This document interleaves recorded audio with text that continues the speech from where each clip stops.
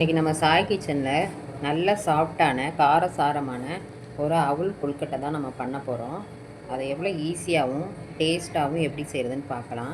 இது பண்ணுறதுக்கு அவுல் ஒரு 1/4 கிலோ எடுத்துக்கலாம். நல்லா கெட்டி அவுலா இந்த மாதிரி பார்த்து எடுத்துக்கோங்க. இது ஒரு 2-3 டைம் நல்லா வாஷ் பண்ணிக்கலாம். வாஷ் பண்ணாவே நல்லா ஊறிடும். இப்போ இது ஒரு பவுலுக்கு மாற்றிக்கலாம். இப்போ இது கூடவே ஒரு 3 ஸ்பூன் ரவை சேர்த்துடலாம். கொஞ்சமாக மல்லி இலை, கூடவே உப்பு சேர்த்துடலாம். தேவையான அளவு உப்பு சேர்த்துக்கலாம். இப்போ இதை நல்லா மிக்ஸ் பண்ணி பிசைஞ்சு எடுத்துக்கலாம். இந்தளவுக்கு நல்லா மிக்ஸ் பண்ணிக்கோங்க. 2 ஸ்பூன் புளிக்காத தயிர் சேர்த்துக்கலாம். நல்லா கெட்டி தயிராக சேர்த்துக்கோங்க. இப்போ இதையும் நல்லா மிக்ஸ் பண்ணிக்கலாம்.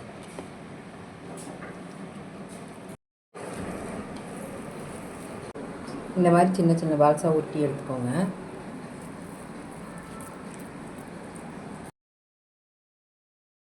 அடுத்ததாக ஒரு இட்லி பாத்திரத்தில் தண்ணி ஊற்றி சூடு பண்ணிக்கலாம். தண்ணி சூடாகணும். இட்லி தட்டை வச்சு இந்த உருண்டைகள்லாம் எடுத்து வச்சுக்கலாம். இந்த மாதிரி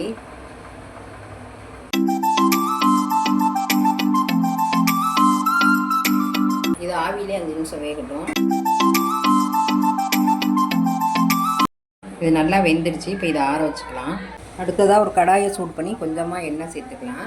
உங்களுக்கு நெய் பிடிக்குன்னா 1 ஸ்பூன் நெய் கூட சேர்த்து பண்ணலாம். எண்ணெய் காஞ்சதும் 1/2 டீஸ்பூன் கடுகு சேர்த்துடலாம்.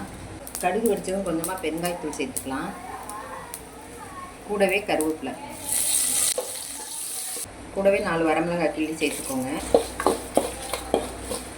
காரத்துக்கு ஏற்ற மிளகாத்தூள் சேர்த்துக்கலாம். நான் காஷ்மீர் சில்லி கலருக்காக சேர்க்குறேன். நார்மல் மிளகாத்தூள் கூட நீங்கள் சேர்த்துக்கோங்க. 2 ஸ்பூன் இட்லி பொடி சேர்த்துக்கலாம். கலர் மாறதுக்குள்ளே நம்ம செஞ்சு வச்ச கொழுக்கட்டையை இதோட சேர்த்துடலாம். கூடையே நம்ம செஞ்சு வச்ச கொழுக்கட்டையை சேர்த்துக்கலாம்.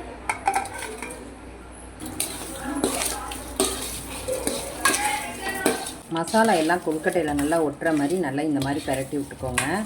இப்போ கலர்ஃபுல்லான அவுல் கார கொழுக்கட்டை ரெடி ஆகிடுச்சு. இது ஒரு பவுலுக்கு மாற்றிக்கலாம்.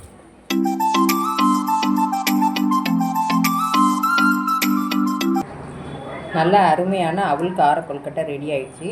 இந்த ரெசிபியை நீங்களும் செஞ்சு பாருங்கள். இந்த ரெசிபி உங்களுக்கு பிடிச்சிருந்தா லைக் பண்ணுங்கள், ஷேர் பண்ணுங்கள், கமெண்ட் பண்ணுங்கள். சாய் கிச்சனை மறக்காமல் சப்ஸ்கிரைப் பண்ணுங்கள். பாய்.